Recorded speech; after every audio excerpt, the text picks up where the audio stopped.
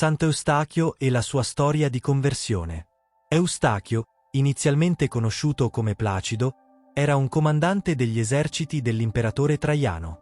Nonostante fosse una persona generosa e compassionevole, adorava ancora gli idoli. La sua famiglia condivideva le stesse credenze. Sua moglie era pagana come lui, e i loro 2 figli ricevettero un'educazione di alta qualità. A causa delle sue buone azioni, Dio decise di guidarlo verso la verità. Un giorno, mentre era a caccia, vide un branco di cervi, uno dei quali era particolarmente grande e maestoso. Questo cervo si separò dal gruppo e si rifugiò nel bosco, portando Placido a inseguirlo. Dopo una lunga corsa, il cervo si fermò su una roccia, e mentre Placido lo osservava, tra le corna dell'animale apparve una croce luminosa con l'immagine di Cristo. Dio, parlando attraverso il cervo come aveva fatto con l'asina di Balaam, gli disse: «Placido, perché mi perseguiti? Sono apparso così per mostrarti la mia grazia. Io sono Cristo, che servite senza saperlo. Poiché la tua elemosina è giunta fino a me, è per questo che sono venuto a darti la caccia, attraverso questo cervo a cui stai dando la caccia». Quando Placido udì quelle parole, pieno di paura, balzò da cavallo e si gettò a terra. Dopo un'ora si rialzò e disse: «Spiegami chi sei e io crederò in te». La voce rispose: «Io sono Cristo, colui che creò il cielo e la terra, che separò la luce dalle tenebre, che stabilì gli anni e i giorni, che plasmò l'uomo dalla polvere della terra, che si incarnò per la salvezza dell'umanità, che fu crocifisso, sepolto e risuscitò il 3° giorno». Sentendo ciò, Placido si inginocchiò nuovamente e dichiarò: «Signore, credo in te». E la voce disse: «Se credi, vai dal vescovo e fatti battezzare». Placido chiese: «Signore, posso insegnare tutto questo a mia moglie e ai miei figli, affinché anche loro credano in te?» La voce poi disse: «Insegna loro tutto questo, affinché possano purificarsi insieme a te. E domani torna qui. Ti apparirò di nuovo e ti rivelerò ciò che accadrà». Rientrato a casa, Placido raccontò l'accaduto alla moglie mentre erano a letto. Lei gli rispose: «Immagina, caro mio, che anch'io abbia avuto un sogno questa notte. Ho visto un crocifisso che mi ha detto che domani sarei andata da lui con te e i nostri figli. Ora so che era Gesù Cristo». Allora si recarono subito dal vescovo di Roma, che li battezzò con grande gioia. Placido prese il nome di Eustachio, sua moglie fu chiamata Teospita, e i loro figli furono nominati Teospito e Agapeto. Dopo ciò, Eustachio riprese la caccia, ancora una volta separato dalla sua scorta, e giunto ai piedi della roccia, rivide la stessa visione del giorno precedente. Si inginocchiò con il viso a terra e pregò: «Signore, degnati di mantenere la promessa fatta al tuo servo». La voce gli rispose: «Eustachio, sei fortunato ad aver ricevuto il segno della mia grazia, ma sappi che il diavolo, irritato dal tuo cambiamento, sta per attaccarti. Dovrai affrontare molte sofferenze prima di conquistare la vittoria. Non cedere né rimpiangere la tua vecchia gloria, poiché voglio che tu sia un esempio per gli uomini, come lo fu Giobbe. Quando raggiungerai il massimo dell'umiliazione, tornerò da te e ti donerò una nuova gloria. Ma dimmi, sei pronto ad affrontare queste prove?» Eustachio rispose: «Signore, se è necessario, manda tutte le prove, purché mi concedi la forza di superarle». Il Signore poi salì al cielo, ed Eustachio tornò a casa, raccontando alla moglie questo secondo miracolo. Pochi giorni dopo, una pestilenza colpì duramente la vita di Eustachio, uccidendo tutti i suoi servi, i cavalli e il bestiame. Successivamente, dei ladri, vedendo la sua casa in rovina, ne approfittarono per entrare di notte e rubare tutto ciò che possedeva: oro, argento e beni di valore. Eustachio, insieme alla moglie e ai figli, riuscì a scappare a malapena, fuggendo nudo. Vergognandosi della loro condizione, decisero di dirigersi verso l'Egitto per cercare rifugio. Arrivati al mare, trovarono una barca e vi salirono. Tuttavia, il capitano della nave, affascinato dalla bellezza della moglie di Eustachio, desiderò prenderla per sé. Non avendo abbastanza denaro per pagare il viaggio, il capitano pretese che la donna fosse lasciata come garanzia. Eustachio si rifiutò, ma il capitano ordinò ai suoi marinai di gettarlo in mare se non avesse ceduto. Eustachio, disperato, fu costretto a lasciargli la moglie. Triste e afflitto, se ne andò con i suoi 2 figli, lamentandosi: «Ahimè, vostra madre è stata lasciata a un altro uomo». Eustachio arrivò alla riva di un grande fiume, le cui acque erano così alte da impedirgli di attraversarlo a nuoto con entrambi i figli. Decise quindi di lasciare uno dei bambini sulla riva, mentre trasportava l'altro dall'altra parte. Dopo aver compiuto la prima traversata e aver lasciato il primo figlio sull'altra sponda, tornò indietro per prendere l'altro. Mentre era a metà del fiume, vide un lupo che si avventò sul bambino rimasto sulla riva e lo portò via nel bosco. Sconvolto, Eustachio cercò almeno di raggiungere l'altro figlio già portato sull'altra sponda. Ma prima di arrivare, un leone si precipitò e rapì anche il secondo figlio. Disperato, Eustachio si mise a lamentarsi e a strapparsi i capelli, rischiando di annegare se non fosse stato per l'intervento della divina provvidenza, che lo trattenne dal gettarsi nel fiume. Alcuni pastori, vedendo un leone che portava via un bambino, si misero all'inseguimento con i loro cani, e Dio fece sì che il leone lasciasse il bambino senza fargli del male.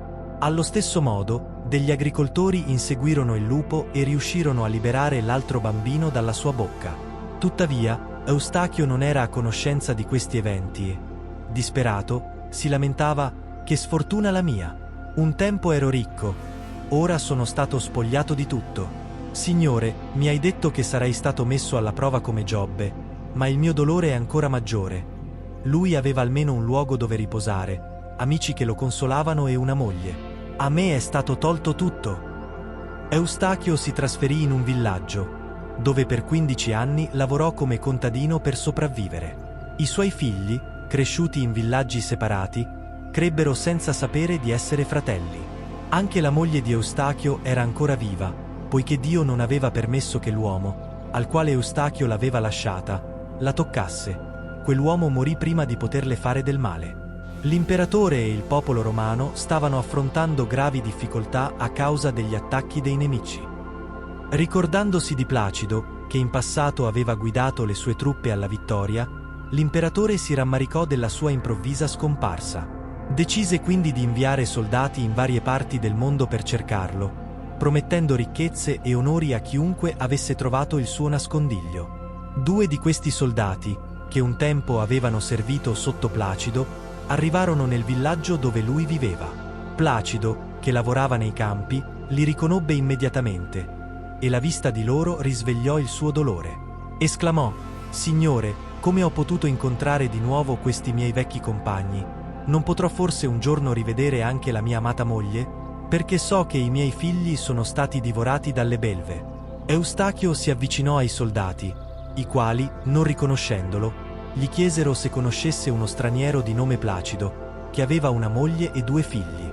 Eustachio negò di sapere qualcosa, ma li invitò a essere suoi ospiti, nascondendo le lacrime e servendoli con cura. Osservandolo, i soldati notarono una forte somiglianza con l'uomo che stavano cercando. Uno di loro suggerì di verificare se avesse una cicatrice sulla testa, segno di un vecchio incidente di Placido. Trovata la cicatrice, i soldati capirono di aver ritrovato il loro antico comandante. Si gettarono tra le sue braccia e gli chiesero della sua famiglia. Eustachio raccontò che i suoi figli erano morti e che sua moglie era prigioniera. I soldati, entusiasti, raccontarono ai vicini accorsi la grandezza del loro vecchio leader. Lo vestirono con abiti sontuosi e partirono con lui verso l'imperatore. Dopo 15 giorni di viaggio, l'imperatore, informato dell'arrivo di Placido, lo accolse calorosamente e lo coprì di baci, costringendolo a riprendere il comando dell'esercito. Eustachio, valutando le sue truppe e ritenendole insufficienti, ordinò una grande leva in tutte le città e i villaggi dell'impero. Nei 2 villaggi dove erano cresciuti i suoi figli, furono proprio loro, considerati i più forti e valorosi, a essere selezionati. Vennero condotti all'accampamento del generale Eustachio, il quale, colpito dalla loro bellezza e virtù, sviluppò un forte affetto per loro. Dopo aver sconfitto il nemico, Eustachio si fermò con il suo esercito per 3 giorni in una cittadina, dove sua moglie gestiva una piccola locanda. Per volere divino, i 2 giovani trovarono alloggio proprio presso la loro madre, senza però riconoscerla. Seduti a tavola, cominciarono a raccontarsi i ricordi della loro infanzia, mentre la madre, ascoltandoli attentamente, iniziava a percepire qualcosa di familiare nelle loro parole. Seduti a tavola, i due giovani iniziarono a raccontarsi i ricordi della loro infanzia, mentre la madre ascoltava con crescente ansia. Il più grande disse al più giovane: «Ricordo poco della mia infanzia, solo che mio padre era un generale dell'esercito. Avevo una madre molto bella e un fratellino altrettanto bello. Una notte siamo partiti di casa e lasciammo nostra madre su una barca, senza sapere il motivo. Poi vidi, dall'altra parte di un fiume, un lupo che portava via mio fratello, e subito dopo fui preso da un leone. Ma dei pastori mi salvarono e mi allevarono». Il secondo soldato, commosso, iniziò a piangere e disse: «Per Dio, sono tuo fratello. Gli aratori che mi hanno allevato mi raccontarono che mi avevano salvato dalle fauci di un lupo, sulle rive di quel fiume». In lacrime, i due si abbracciarono, finalmente riconoscendosi come fratelli. La madre, avendo ascoltato la storia dei giovani, il giorno seguente si recò dal capo dell'esercito e lo supplicò: «Signore, ti prego, riportami in patria, poiché sono romana e di nobili origini». Alzando gli occhi verso Eustachio, lo riconobbe immediatamente. Si gettò ai suoi piedi, raccontandogli chi fosse. Eustachio, comprendendo che era sua moglie, la abbracciò con affetto e lodò Dio, consolatore degli afflitti. Lei allora chiese: «Dove sono i nostri figli?» E lui, triste, rispose: «Sono stati divorati dalle bestie». Le raccontò come li avevano persi, ma lei, fiduciosa, disse: «Ringraziamo Dio, perché se ci ha permesso di ritrovarci, sono certa che ci farà ritrovare anche i nostri figli». Poi gli narrò la storia dei due giovani soldati. Eustachio, dopo averli chiamati, fece ripetere loro i racconti e riconobbe che erano i suoi figli. Lui e la moglie, in lacrime, li abbracciarono, riempiendoli di baci senza sosta. Quando Eustachio tornò a Roma con il suo esercito vittorioso, scoprì che l'imperatore Traiano era morto, e al suo posto governava il crudele Adriano. Nonostante l'accoglienza calorosa riservata al generale vincitore e un sontuoso banchetto in suo onore, il giorno successivo Adriano, durante un sacrificio agli dei, notò che Eustachio si rifiutava di partecipare. Chiese spiegazioni, ed Eustachio rispose: «Adoro solo Cristo e a Lui soltanto posso offrire sacrifici». Infuriato, l'imperatore condannò Eustachio, la moglie e i figli a essere esposti nell'arena contro un leone feroce. Tuttavia, il leone, invece di attaccarli, si avvicinò a loro con riverenza e si allontanò senza far loro alcun male. Adriano, ancora più irritato, ordinò che fossero posti all'interno di un bue di bronzo riscaldato, lasciandoli lì per 3 giorni. Quando i corpi furono estratti, erano morti, ma incredibilmente non vi era alcun segno di ustioni. I cristiani, commossi, portarono via i loro corpi e costruirono un oratorio nel luogo della loro sepoltura. Questo martirio avvenne il 20 settembre dell'anno 120, sotto l'impero di Adriano.